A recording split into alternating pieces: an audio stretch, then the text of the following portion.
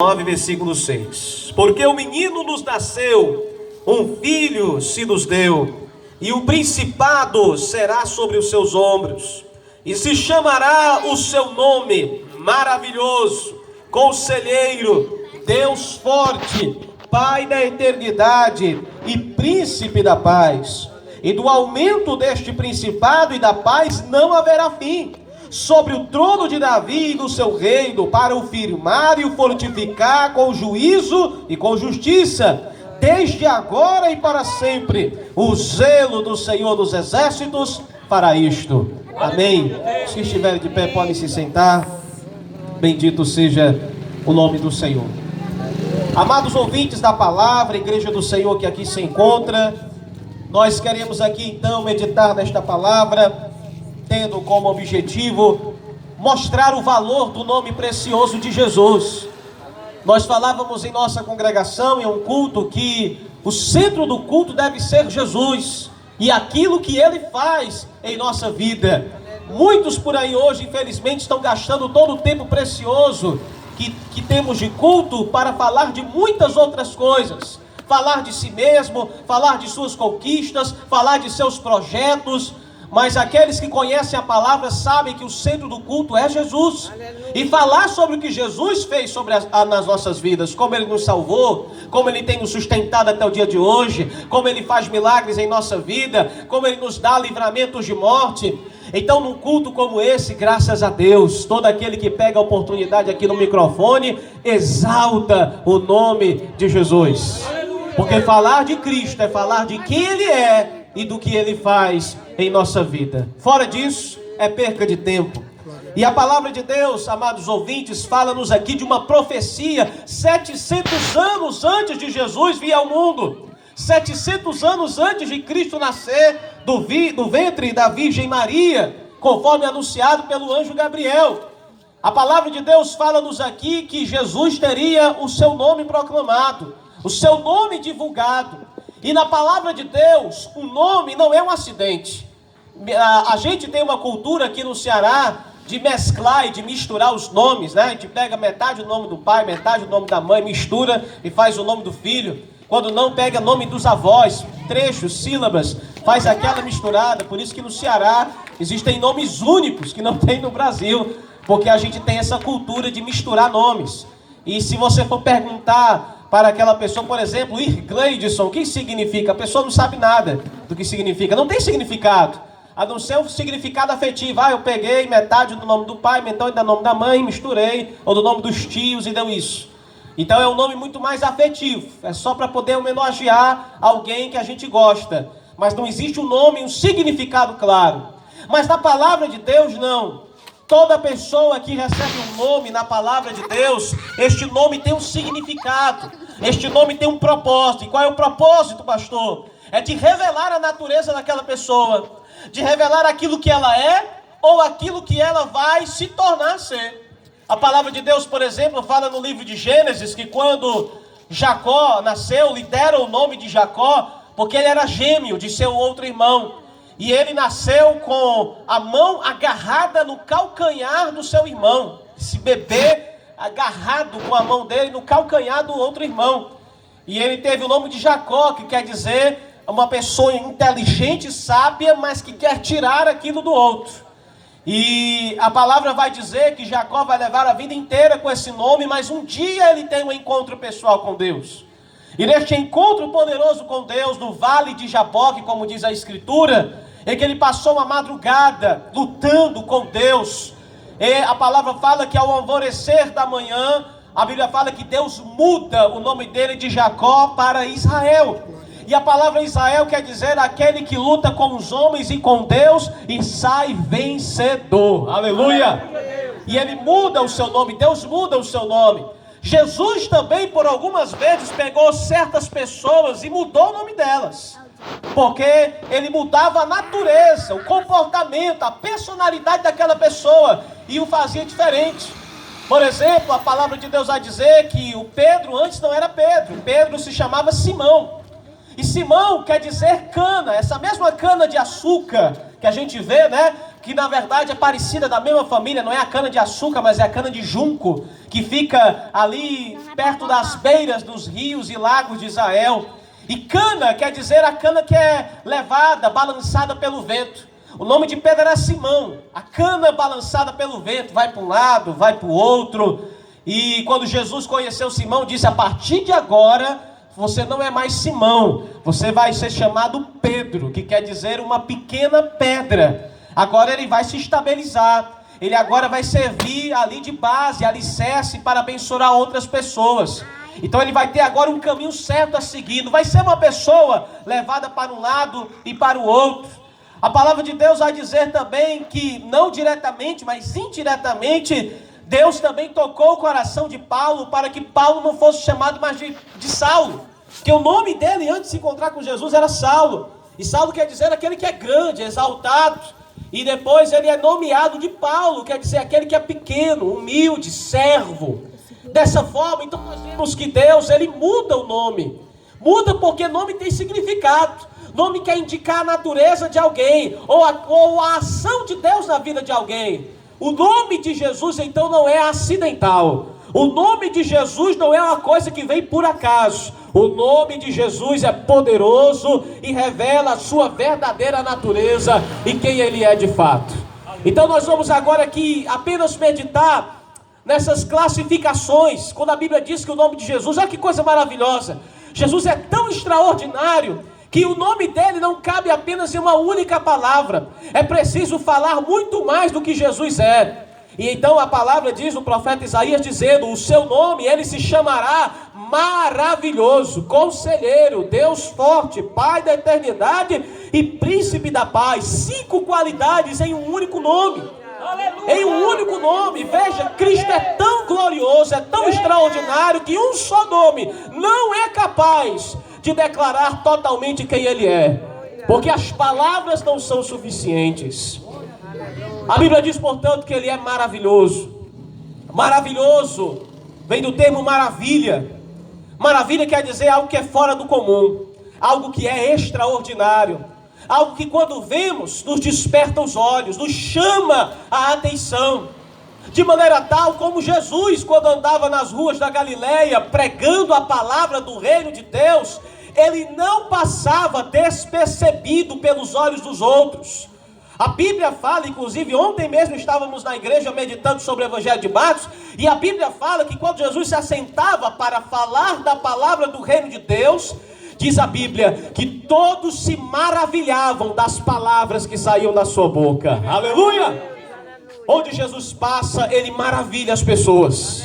Ele desperta a atenção das pessoas, porque Jesus, ele é extraordinário. Alguém pode dizer: mas pastor, eu não sei nada de Jesus, eu não me sinto tão empolgado por Jesus como vocês estão sentindo. Por que será isso? A Bíblia diz, amados ouvintes, que o pecado cega os nossos olhos, ou cega o nosso entendimento, nos incapacita de ver quem Jesus é de fato. Por isso que, para que a glória de Jesus, quem Jesus é de verdade, se revele a você, é preciso que o Espírito Santo tire as escamas de nossos olhos. É preciso que o Deus Todo-Poderoso arranque o véu, para que possamos ver Jesus em sua totalidade, em sua glória, em seu poder.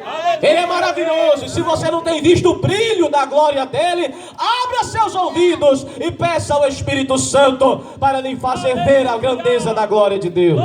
Ele é maravilhoso, ele é diferente, ele é extraordinário, ele é além do comum. As palavras que saem de sua boca, aquilo que ele revela quem o homem é completamente diferente de tudo aquilo que a sabedoria humana possa produzir. O outro termo que ele fala é conselheiro. Aqui este conselho vem da ideia das decisões tomadas com sabedoria e de decisões tomadas para a guerra. Olha que coisa maravilhosa. O nosso Jesus, ele é conselheiro para nos dar propósito de vida. Ele tem conselhos sábios. Ele revela quem nós somos. Ele revela a maldade que há no nosso coração. Ele revela o quanto nós somos escravos de nosso próprio pecado, de nossos próprios desejos. Ele revela o poço de desânimo e tristeza que nós estamos afundados. E Ele revela que só Ele pode nos tirar deste poço de pecado. Só Ele pode quebrar as algemas da escravidão do pecado. Só Ele pode nos fazer ver a grandeza da glória de Deus. Só Ele, aleluia. Você diz assim: pastor, eu estou confuso. Vá se aconselhar com o conselheiro Jesus. Pastor, eu estou desanimado, eu não sei o que fazer na minha vida. Recorra a Cristo, busque a Jesus, e você encontrará as palavras de graça que saem da boca dele. Por isso a palavra fala que ele é mestre. As pessoas chegavam para ele e diziam: mestre, que farei eu para herdar a vida eterna? O Nicodemos também chegou-se a ele, dizendo: mestre, nós sabemos que Deus é contigo, porque ninguém pode fazer essas coisas que tu fazes se Deus não for com ele. As pessoas reconheciam ele como mestre, o conselheiro, o que tem sabedoria. Ele é a própria palavra encarnada de Deus, andando entre os homens. É o verbo, a palavra do Senhor, que se fez homem e habitou entre nós. Se você tem falta de sabedoria, Jesus é conselheiro, Jesus é sábio, Jesus ele te dá orientação, Jesus ele te dá propósito. E para os problemas mais inimagináveis, os problemas mais grotescos que podem acontecer na sua vida, saiba, Jesus tem solução, porque ele é a palavra viva de Deus. A palavra fala também que ele é Deus forte. Que coisa maravilhosa é saber disso. Porque se há uma coisa que muitas vezes nós tememos, é que talvez nós estejamos tão desamparados, tão desiludidos, que tudo chegou ao fim, de que não existe nenhuma força tão poderosa que nos tire da condição de desgraça que a gente se encontra. É como se nós disséssemos para nós mesmos: o meu caso tem fim, acabou, não tem mais jeito para mim. Ninguém nesta terra é poderoso o suficiente para poder mudar esta minha situação. Então olha o que a palavra está dizendo. O outro nome de Jesus é Deus forte. Ele é o Deus que detém toda força. A palavra vai dizer no Salmo de número 91, que aquele que habita no esconderijo do Altíssimo, a sombra do Onipotente descansará. A palavra onipotente quer dizer todo poderoso, aquele que detém toda a força. Amigo, amiga que nos escuta nessa noite, não há homem, não há mulher nesta terra que tenha poder para decretar o teu fim. Não há palavra de desânimo, de destruição que pode acabar com a sua vida. Não há ameaça de morte que possa ir contra você. A palavra última é a palavra do Deus forte, o Deus Todo-Poderoso. Só Jesus, só Jesus, e ninguém pode vencê-lo. Ninguém pode ir contra seu poder, ninguém pode sobrepujá-lo, ninguém pode ir além da sua glória. Ele é o mais poderoso de todos. Jesus, certa vez no Evangelho, ele chegou até a ilustrar uma coisa interessante sobre a batalha espiritual que é travada no coração de muitos. Há algumas pessoas que se afundam tão miseravelmente no pecado, que a Bíblia fala que tais pessoas são sujeitas à possessão maligna, à possessão demoníaca. E Jesus, certa vez, falando destes casos, dessas pessoas que se afundaram tanto no pecado, que assim se encontram possessas por espíritos imundos, que Jesus fala, ilustrando que numa casa, e a casa é a alma do ser humano, um valente entrou e dominou aquela casa, e esse valente é um demônio. O demônio entrou na vida daquele ser humano e o amarrou e o prendeu e está dominando territorialmente aquela casa. Há almas perdidas que estão dominadas por espíritos imundos. Então Jesus fala, um valente entrou numa casa e está sobre ela, está dominando ela. E Jesus diz, e ninguém pode ir contra aquele valente, até que chegue alguém mais valente do que ele, amarra-o, prende e expulsa ele daquela casa. Aleluia! A Bíblia está querendo, Jesus está querendo dizer o seguinte: olha, Satanás tem poder sobre alguns corações que se afundam miseravelmente no pecado, Mas Jesus ele fala, o Satanás e os seus demônios podem até ser poderosos em alguns lugares, mas ele é o mais poderoso. O diabo é valente, mas Jesus é aquele que é o mais valente. Aleluia! Ele é o mais valente, ele é o mais poderoso. A palavra de Jesus é a palavra final. É a palavra final. Nós estamos aqui nessa noite enaltecendo Jesus, o glorificando, porque é Ele que tem a palavra final sobre as nossas vidas. Porque foi Ele que decretou a salvação, foi Ele que nos libertou dos pecados, foi Ele que nos perdoou toda mancha e toda culpa. É Ele, somente Ele. A Escritura continua dizendo que Ele é o Pai da eternidade. Pastor, e o que isso tem de relevância? Porque isso é importante saber, se Ele é o Pai da eternidade. Pastor, o que isso quer dizer? Eternidade é aquilo que não tem princípio nem fim. E a Bíblia fala que Jesus é o Pai da eternidade. Ele é antes de todo o tempo, antes da criação de todas as coisas, antes da criação do tempo, passado, presente e futuro. Ele já existia. Diz a Bíblia que no princípio criou Deus os céus e a terra. No princípio de quê? No princípio de todas as coisas. Ele já era todo poderoso. No livro dos Salmos, a Bíblia diz que de eternidade a eternidade, Deus é o mesmo sempre. E em Hebreus capítulo 3, versículo 8, a Bíblia diz que Jesus Cristo é o mesmo ontem, hoje e o será para todos sempre. Aleluia! O nosso Deus, portanto, está acima do tempo. E por que isso é importante nós sabemos? Simples. Porque se Jesus está acima do tempo, Ele não consegue ser limitado pelo tempo como nós somos. O passado que Ele é, pastor, é uma memória na nossa cabeça. O futuro é uma coisa que nós não sabemos o que acontece. Nós não sabemos o que vai acontecer amanhã ou depois de amanhã. O passado é uma memória, o futuro é incerto e o presente é aquilo que nós estamos fazendo agora. E ainda assim a gente não tem muito controle sobre ele. Mas Deus é aquele que está acima do tempo, do presente, do passado e do futuro. De maneira tal que Deus não é pego de surpresa. E aqui está a maravilha de Ele ser Pai da eternidade. Porque quando Deus criou todas as coisas, Ele já sabia como tudo se desenrolaria. Deus, antes de criar tudo, Ele já sabia de todas as coisas que aconteceriam. Por isso a Bíblia fala que Jesus é o alfa e o ômega, a primeira e a última letra do alfabeto grego da época, ou como a gente poderia adaptar, Jesus é a letra A e a letra Z, é o princípio e o fim. Aleluia!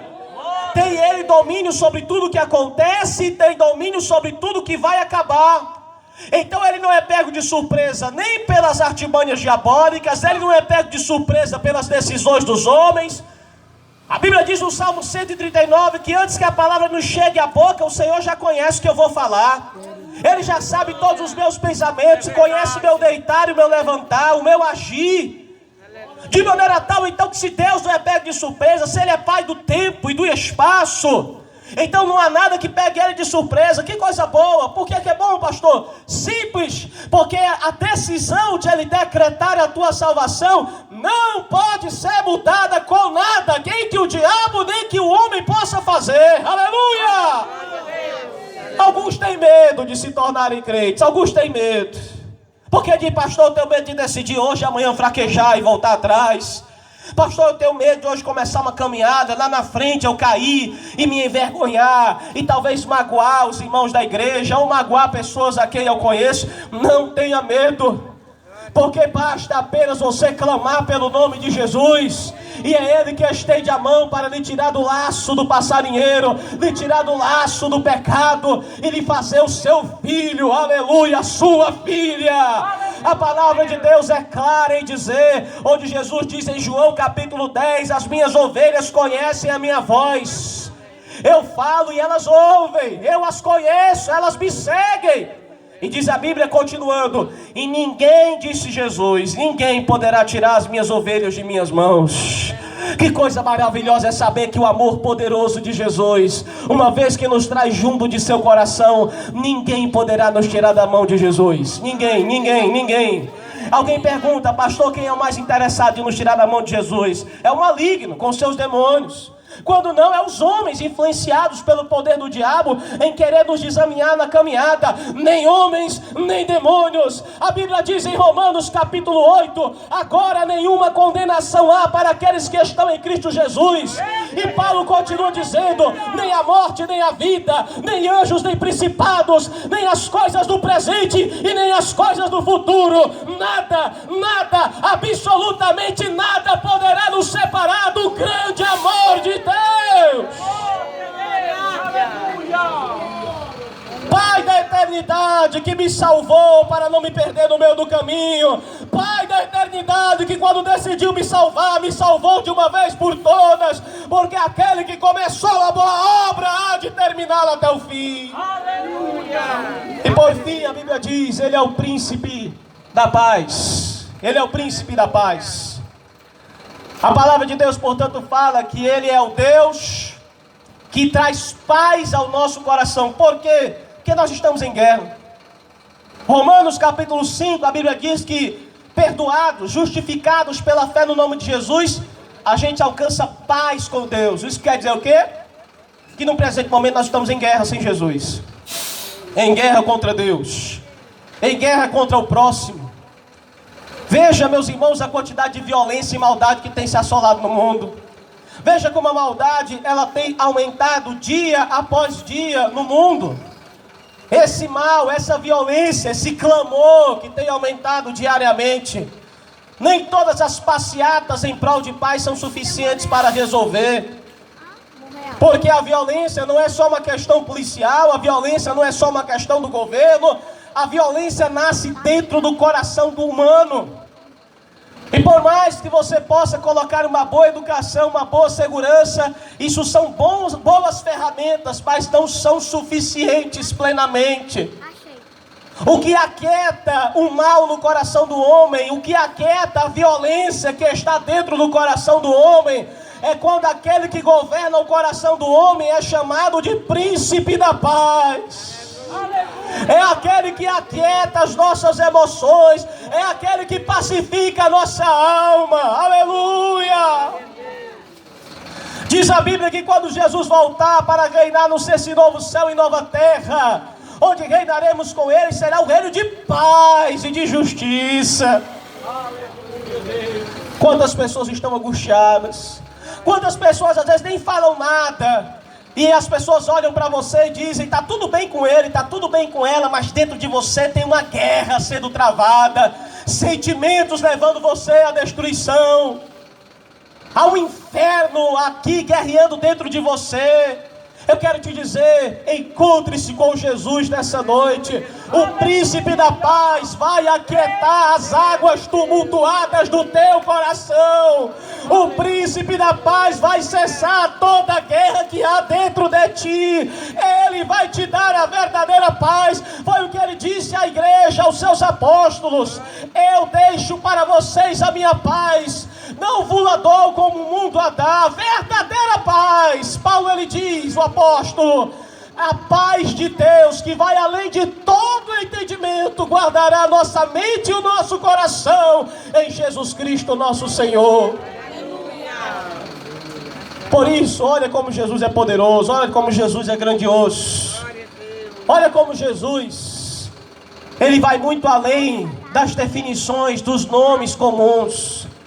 Agora eu não posso deixar de dizer uma coisa para nós terminarmos: Jesus é Salvador. Quando Maria, aquela jovem, em promessa de noivado para José, teve um encontro com o anjo Gabriel e, sobremodo assustada, ouviu as palavras de Gabriel dizendo: não temas, Maria, eis que você vai conceber e dará à luz um filho, ele é o filho do Deus Altíssimo. E quando Gabriel começou a falar deste filho do Deus Altíssimo, que nasceria do ventre desta virgem, Gabriel foi claro em dizer: e quando ele nascer, você porá o nome dele de Jesus. A mesma palavra de Josué no Antigo Testamento é a palavra Jesus no Novo Testamento, que quer dizer Deus salva, ou Deus Salvador. Se há muitas declarações aqui do que Jesus é, tão maravilhoso, conselheiro, Deus forte, Pai da eternidade, príncipe da paz. Agora, aquela definição que marcou para sempre as nossas vidas foi essa: Ele é o Salvador. Ele é o Deus Salvador. Nome de Jesus, Deus Salvador, o Deus que salva. Quem tem um encontro com Ele é salvo para sempre. Quem tem um encontro com Ele é transformado para sempre. Quem tem um encontro poderoso com Ele nunca mais será o mesmo, porque Ele nos salva. E se você quer ter certeza dessa salvação, encontre-se com Jesus de Nazaré, invoque Ele como seu Senhor e Salvador, peça perdão pelos seus pecados, como João Batista dizia: arrependa-se dos seus pecados, creia nas boas novas de Deus, ajunte-se ao povo que clama pelo nome de Jesus, e confie no que Deus vai fazer. Não fique desesperado pensando: eu vou ter que trocar essa roupa, eu vou ter que falar, eu vou ter que mudar isso, vou ter que ajeitar isso. Não, deixa eu primeiro me consertar, aí depois eu me entendo com Jesus, depois eu sigo. Não faça isso, porque não é você que faz a obra de salvação, é Ele que faz, Apenas invoque o nome do Senhor, e diz a palavra: todo aquele que invocar o nome do Senhor será salvo, aleluia!